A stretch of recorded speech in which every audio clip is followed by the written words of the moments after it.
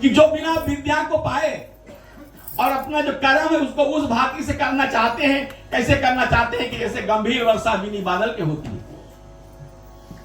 तो इसका अभिप्राय यह होता है कि हमें कुछ भी करना है उसको सही तौर से करना और सही से उसको पाना है, यानी कि सही से सीखना है।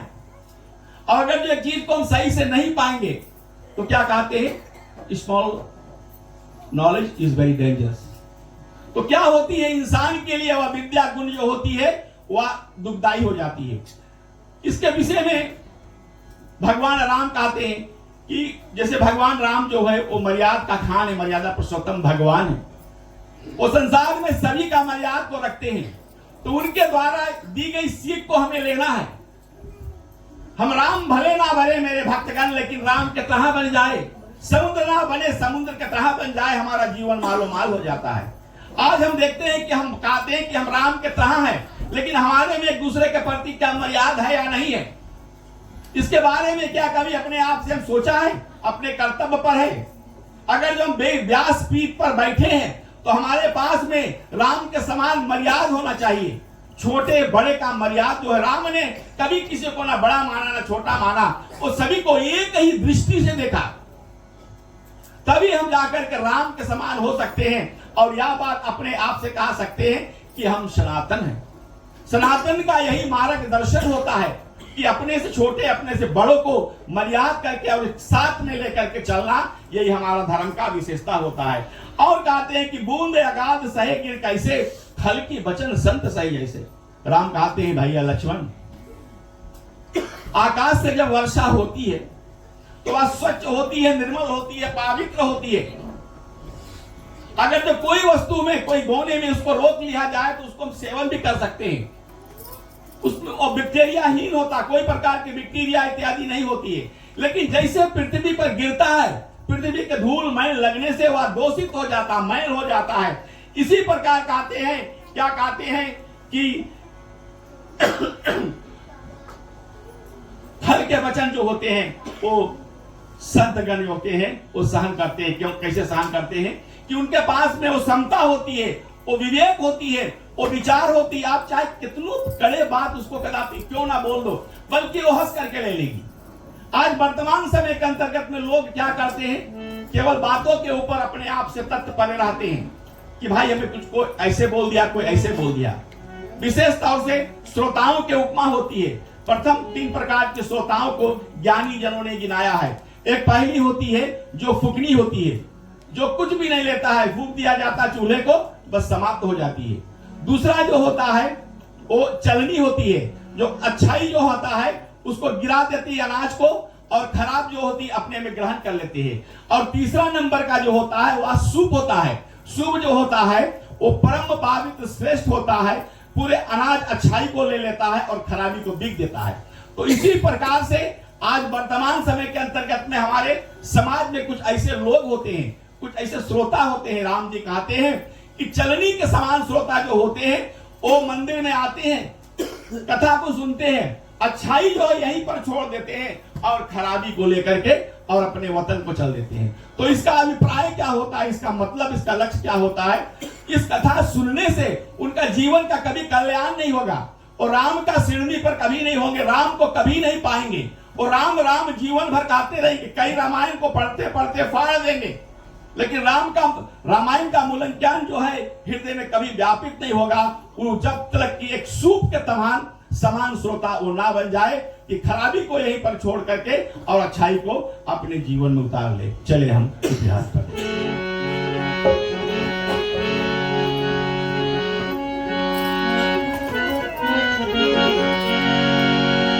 रामा क्षुद्र नदी भरी चली उतराई, रामा रामा जस घोरे मुखन कलि तिराई,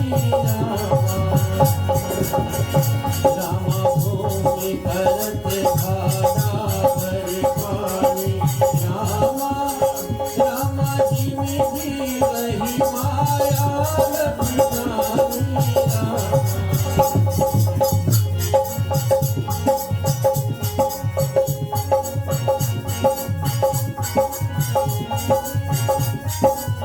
चंद्रमा सोहे कैसे, शशि चंद्रमा को कहते हैं मेरे भक्तगण। जब आकाश में उदय होती है तो बड़ा निर्मल ढंग से सुशोभित होती। जब पृथ्वी से हम उसको देखते हैं तो देखने में बहुत बड़ी आनंद होती है। जैसे उस प्रकार से आनंद लेते हैं कि जैसे खेत से भरी हुई पृथ्वी किसान को शोभा देती है कि खेत में जब अनाज तैयार हो जाता है तो जो किसान होता है वो खुशी में हो जाता है क्योंकि हमारी खेत जो है वो अनाज से भर गई है। इसी प्रकार से राम जी कहते हैं कि उपकारी के संपत्ति जैसे जो उपकारी लोग होते हैं, दूसरों के भलाई करते हैं, दूसरों के मदद में अपना समय को गुजार देते हैं, उनकी जो संपत्ति होती है वो चंद्रमा के समान सुशोभित होती है। यहां पर बहुत सुंदर अभिप्राय होता है मेरे भक्तगण कि अपने संपत्ति, अपने धन को पावित करने के लिए हमें क्या प्रयोजन करना चाहिए कि पैर से भी उपकार कर सकते हैं, हाथ से भी उपकार कर सकते हैं, धन से उपकार हम कर सकते हैं।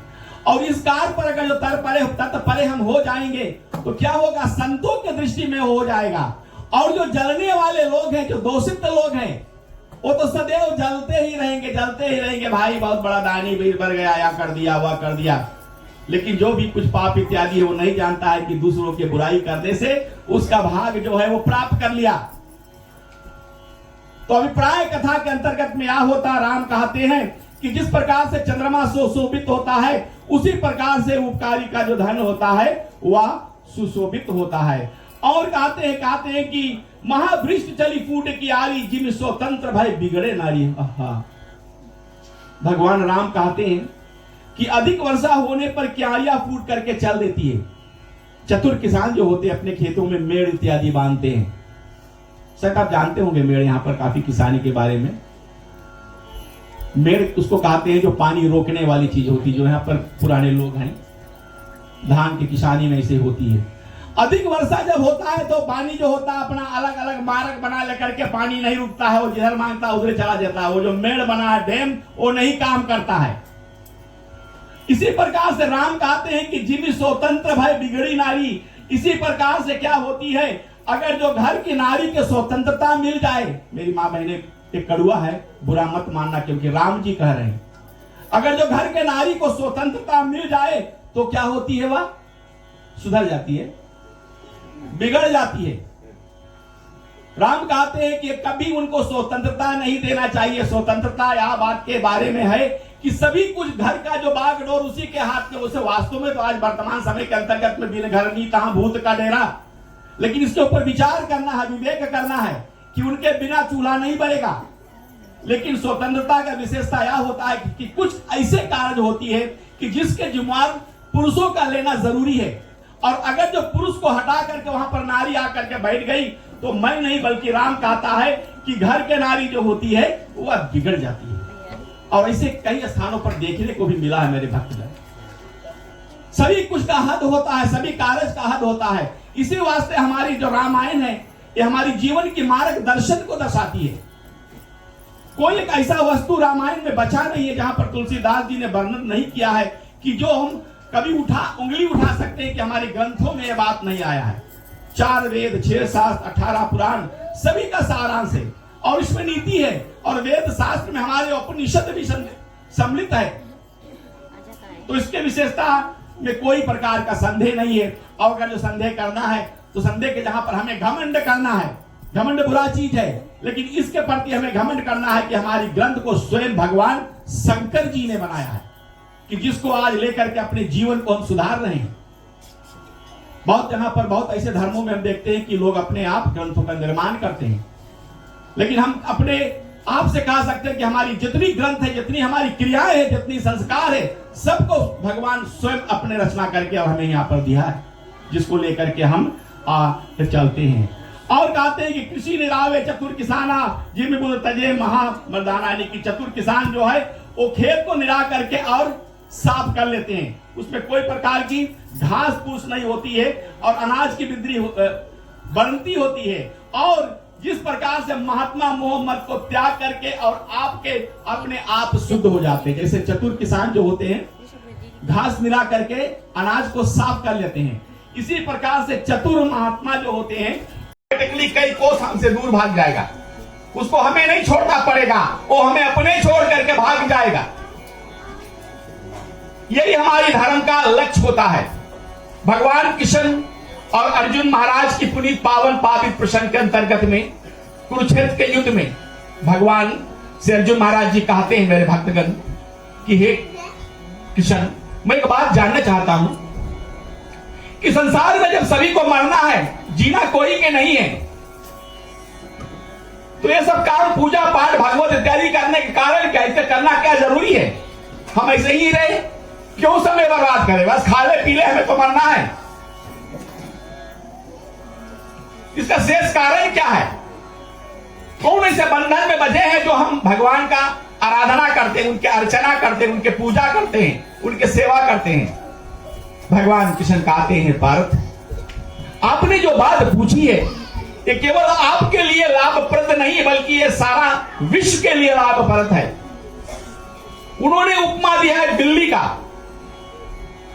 बिल्ली आजकल के समय में हमारे घर में बहुत प्रिय होती है, और हमारे पूर्वजों ने भी यह बात कही है, और वास्तुशास्त्र में भी यह बात आई है कि बिन बुलाए अगर जो कोई के घर पर बिल्ली आ जाए और उसको सही तौर से पाल लिया जाए तो बड़ा शुभ लक्षण है। वो बड़ा शुभ लक्षण है, घर के तरक्की होगा, बरकत होगा।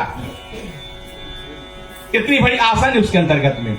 बिल्ली क्या करती है, अपने चौकेले दांतों से चूहे को पकड़ करके तोड़ करके उसको खा जाती है, लेकिन उसी चौकेले दांत से अपने बच्चों को उठा करके एक स्थान से उस सुरक्षित स्थान पर लेकर के ले जाकर रखती है, और उस बच्चे को कोई प्रकार का दाग तलक नहीं बनता है। इसी प्रकार से संसार में प्राणी मात्र जो पूजा पाठ और अर्चना में रहते हैं,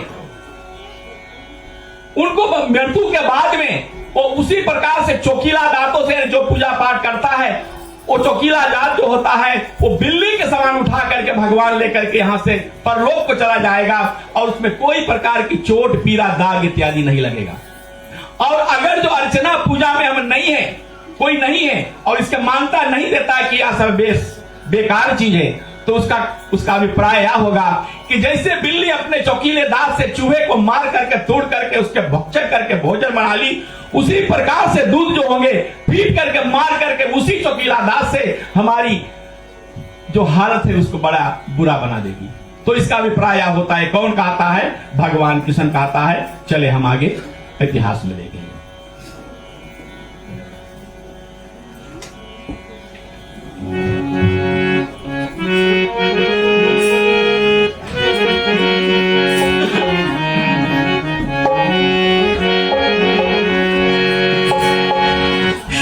संपड़ सो हो मही कैसी उपकारी की संपत्ति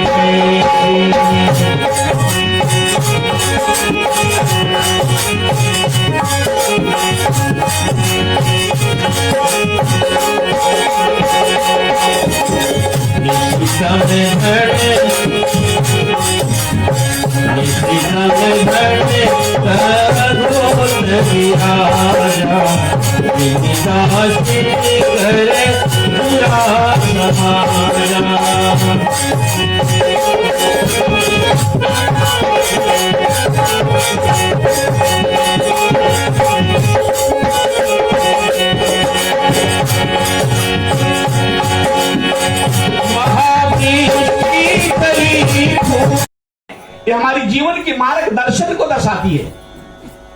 कोई एक ऐसा वस्तु रामायण में बचा नहीं है जहां पर तुलसीदास जी ने वर्णन नहीं किया है कि जो हम कभी उंगली उठा सकते हैं कि हमारे ग्रंथों में यह बात नहीं आया है।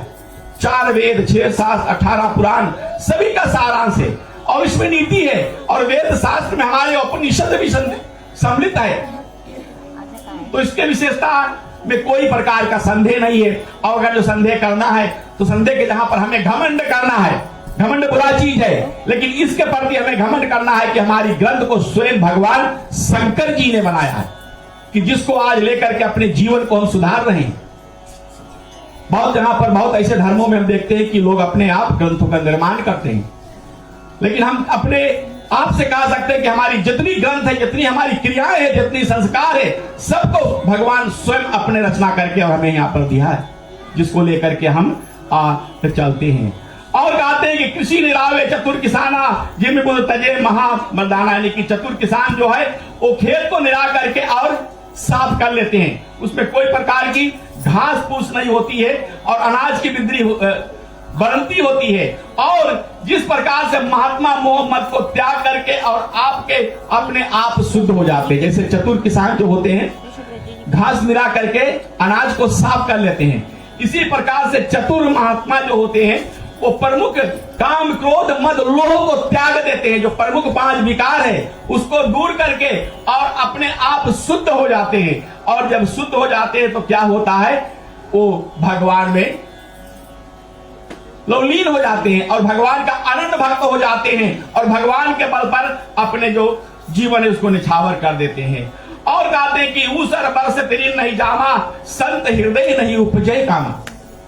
ऊसर भूमि को उसको कहते हैं, कभी कभी पहाड़ों में हम जाएंगे, मैं भैया आप तो गए हुए काफी बनुआ बोक साइड में, कहीं कहीं पर एक भी ब्रिज नहीं है, ऊसर है, कितनों वर्षा होगा बल्कि वहां पर बीज नहीं जमेगा, है ना। ऊसर बरस तिरिन नहीं जामा, कितनों वर्षा उसके ऊपर हो, कोई प्रकार की जंगल नहीं होगा। उसी प्रकार से राम जी कहते हैं कि संत हृदय नहीं उपजय कामा, जो संत महात्मा होते हैं उनके हृदय में कोई प्रकार की कामना उपजती नहीं है, और जब कामना नहीं उपजती है तो क्रोध नहीं आएगी, और क्रोध जब नहीं आएगी तो भक्ति में तत्पर हो जाएंगे, क्योंकि भक्ति का प्रमुख शत्रु, एक बात हमेशा ख्याल रखिए, हमारा क्रोध है। अगर जब कोई भी प्रकार का पूजा अर्चना करते हैं, हमारे में क्रोध अगर जो व्यापित हो गया तो भक्ति बर्बाद है, ग्रहण लग गया, सभी का बुरा प्रकोप उसके ऊपर हो जाएगा, और सभी का जब बुरा प्रकोप हो जाएगा मेरे भक्तगण तो सभी कुछ नष्ट हो जाएगा। आगे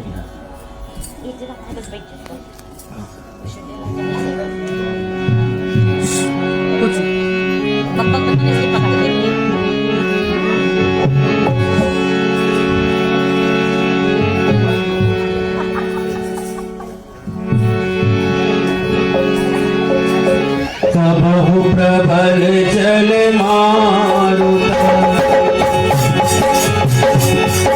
कबहु प्रबल जल मारुता, तह तह मेघ विराज,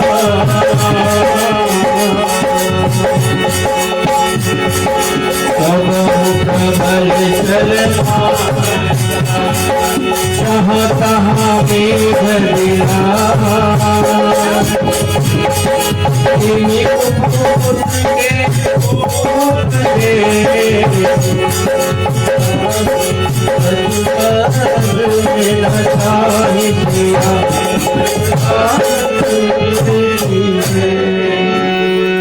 बोले आनंद कंद वैकुंठनाथ की जय। मेरे भक्तगण, इस पुण्य पावन पवित्र दोही में भगवान राम बड़े भाव के साथ में और बड़े विचार करके अपने भैया लक्ष्मण से कहते हैं कि कबहु प्रबल चले मारुता, जहां तहां मेघ बिलाए, जीवी कुपूत उपजे कुल संपत्ति नसाए। जब वर्षा होने की होती है, कभी कभी देखने को ऐसे आता है तो बड़ी घोर बादल छा जाती है और सभी के मुख से यही बात निकलता कि बहुत गंभीर वर्षा होने वाला महेश भैया, अभी बाढ़ चढ़ेगा, यही संकेत देता है। लेकिन जब तीक्ष्ण पवन आती है तो क्या करती है, वो बादल को ढकेल करके समुद्र में लेकर के जाती है। कहां गया बरखा? महेश भैया आप झूठ बोले हो, आपका एक्सपेरिमेंट गड़बड़ हो गया। ठीक है, एक विधि है, भगवान राम कहते हैं कि इसके उपमा किसके ऊपर देते हैं, इसी प्रकार से जीव कुपू तो उपजे कुल संपत्ति नसाए। जैसे बादल को तीक्ष्ण पवन ने समुद्र में ले जाकर के वर्षा से काट करके बर्बाद कर दिया, इसी प्रकार से अगर जो घर में कुल में कुपुत्र हो गया, 2 प्रकार का पुत्र होते हैं, एक सुपुत्र होता है, एक कुपुत्र होता है। मेरे भक्तगण, इसके ऊपर बड़े अच्छा से गौरव करना। बच्चा बच्चे है, बेटी बेटी है, लेकिन हमारी इतिहास कहता है कि भाई एक कुपुत्र है और एक सुपुत्र है। सुपुत्र जो है वो नारायण के धाम को ले जाएगा, पूरा संपत्ति को लेकर के आगे बढ़ेगा। और तो क्या होती है, इंसान के लिए वह विद्या गुण जो होती है वह दुखदायी हो जाती है। इसके विषय में भगवान राम कहते हैं कि जैसे भगवान राम जो है वो मर्यादा का खान है, मर्यादा पुरुषोत्तम भगवान है। वो संसार में सभी का मर्यादा को रखते हैं, तो उनके द्वारा दी गई सीख को हमें लेना है। हम राम भले ना बने मेरे भक्तगण, लेकिन राम के तरह बन जाए, समुद्र ना बने समुद्र के तरह बन जाए, हमारा जीवन मालो माल हो जाता है। आज हम देखते हैं कि हम कहते हैं कि हम राम के तरह हैं, लेकिन हमारे में एक दूसरे के प्रति क्या मर्यादा है या नहीं है, इसके बारे में क्या कभी अपने आप से सोचा है? अपने कर्तव्य पर है। अगर जो हम व्यासपीठ पर बैठे हैं तो हमारे पास में राम के समान मर्यादा होना चाहिए। छोटे बड़े का मर्यादा जो है, राम ने कभी किसी को ना बड़ा माना ना छोटा माना, वो सभी को एक ही दृष्टि से देखा। तभी हम जाकर के राम के समान हो सकते हैं और यह बात अपने आप से कह सकते हैं कि हम सनातन हैं। सनातन का यही मार्गदर्शन होता है कि अपने से छोटे अपने से बड़ों को मर्यादा करके और साथ में लेकर के चलना, यही हमारा धर्म का विशेषता होता है। और कहते हैं कि बूंद अगाध सहे गिर कैसे, खल की वचन संत सही जैसे। राम कहते हैं भैया लक्ष्मण, आकाश से जब वर्षा होती है तो वह स्वच्छ होती है, निर्मल होती है, पवित्र होती है। अगर जब कोई वस्तु में कोई धोने में उसको रोक लिया जाए तो उसको हम सेवन भी कर सकते हैं, उसमें वो बैक्टीरियाहीन होता, कोई प्रकार के बैक्टीरिया इत्यादि नहीं होती है। लेकिन जैसे पृथ्वी पर गिरता है, पृथ्वी के धूल मैल लगने से वह दूषित हो जाता, मैल हो जाता है। इसी प्रकार कहते हैं, क्या कहते हैं कि खल के वचन जो होते हैं वो संतगण होते हैं, वो सहन करते हैं। क्यों, कैसे सहन करते हैं? कि उनके पास में वो क्षमता होती है, वो विवेक होती है, वो विचार होती है। आप चाहे कितनी कड़े बात उसको कदापि क्यों ना बोल दो, बल्कि वो हंस करके ले लेगी। आज वर्तमान समय के अंतर्गत में लोग क्या करते हैं, केवल बातों के ऊपर अपने आप से तत्व पड़े रहते हैं कि भाई हमें कुछ को ऐसे बोल दिया, कोई ऐसे बोल दिया। विशेष तौर से श्रोताओं के उपमा होती है। प्रथम 3 प्रकार के श्रोताओं को ज्ञानी जनों ने गिनाया है। एक पहली होती है जो फूकनी होती है, जो कुछ भी नहीं लेता है, फूक दिया जाता है चूल्हे को, बस समाप्त हो जाती है। दूसरा जो होता है वो चलनी होती है, जो अच्छाई जो होता है उसको गिरा देती है अनाज को, और खराब जो होती है अपने में ग्रहण कर लेती है। और तीसरा नंबर का जो होता है वह शुभ होता है। शुभ जो होता है वो परम पवित्र श्रेष्ठ होता है, पूरे अनाज अच्छाई को ले लेता है और खराबी को बिक देता है। तो इसी प्रकार से आज वर्तमान समय के अंतर्गत में हमारे समाज में कुछ ऐसे लोग होते हैं, कुछ ऐसे श्रोता होते हैं। राम जी कहते हैं कि चलनी के समान श्रोता जो होते हैं वो मंदिर में आते हैं, कथा को सुनते हैं, अच्छाई को यहीं पर छोड़ देते हैं और खराबी को लेकर के और अपने वतन को चल देते हैं। तो इसका अभिप्राय क्या होता है, इसका मतलब, इसका लक्ष्य क्या होता है? इस कथा सुनने से उनका जीवन का कभी कल्याण नहीं होगा और राम का सिरनी पर कभी नहीं होंगे, राम को कभी नहीं पाएंगे। और राम राम जीवन भर गाते रहेंगे, कई रामायण को पढ़ते पढ़ते फाड़ देंगे, लेकिन रामायण का मूल ज्ञान जो है हृदय में कभी व्यापित नहीं होगा। वो जब तक कि एक सूप के समान श्रोता वो ना बन जाए कि खराबी को यहीं पर छोड़ करके और अच्छाई को अपने जीवन में उतार ले। चले हम इतिहास पढ़ें।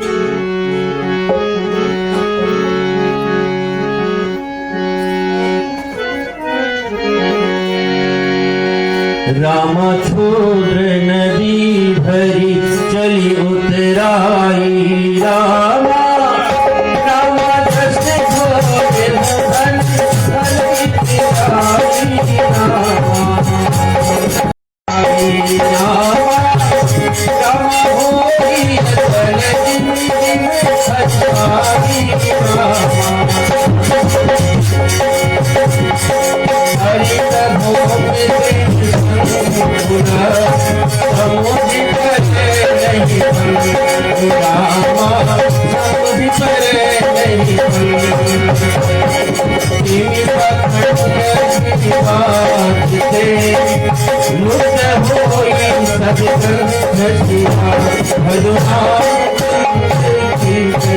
आनंद कंद वैकुंठनाथ की जय। प्रिय भक्तगण, इतिहास के माध्यम से हम भक्तगण क्षण मात्र के लिए अपने आप में विचार करें कि आज हम प्राणी मात्र कितना भाग्यशाली हैं क्यों मैं ये बात व्यासपीठ से कह रहा हूं आप सभी को? ये विचार भली भांति से करें कि जो भी कुछ आज हम अपने श्रवण नयन से सुन रहे हैं, हम केवल सुनाने के वास्ते का माध्यम है, बल्कि यह चरित्र जो है, यह बातें जो है, स्वयं राम के मुखारबिंद से राम जो है अपने भाई लक्ष्मण जी से वर्णित कर रहे हैं। इसी वास्ते समाजों में हर एक स्थानों में यह बात कहा जाता है मेरे भक्तगण कि सनातन जो है वो सबसे महान है। सनातन सभी धर्म को एक समान मानती है, लेकिन अपने स्थानों पर वो महानता है। महानता क्यों है कि हमारी जितनी ग्रंथ है, सभी ग्रंथों का रचना स्वयं भगवान ने किया है। कोई मनुष्य ने कलम उठा करके उसको नहीं किया है। रामायण की चर्चा अगर जो हम करें, सब भली बात से जानते हैं कि 4 वेद 6 शास्त्र 18 पुराण का सारांश है, लेकिन रामायण अपने मुख से वर्णन करता है कि रचि महेश निज मानस राखा, पाए सु समय शिवास भाखा। इसके ऊपर कोई अंगुली नहीं उठा सकता है कि कोई बनौटी बात इसमें लिखी हुई है, क्योंकि रामायण जो है भगवान राम के अवतार होने से 10,000 वर्ष पहले स्वयं सदाशिव ने रच करके अपने कंठस्थ में धारण कर लिया था। और शुभ समय पाने पर उन्होंने माता पार्वती से इस कथा को, माता पार्वती को इस कथा को रसपान किया। और इसी पावन पावित्र चरित्र को नीलगिरी पर्वत पर पंचराज ने वर्णन किया। त्रिवेणी के तट पर एक ज्वालक भरद्वाज को वर्णन किया। और क्या होता है, तुलसीदास जी ने हम सब पर कृपा किया।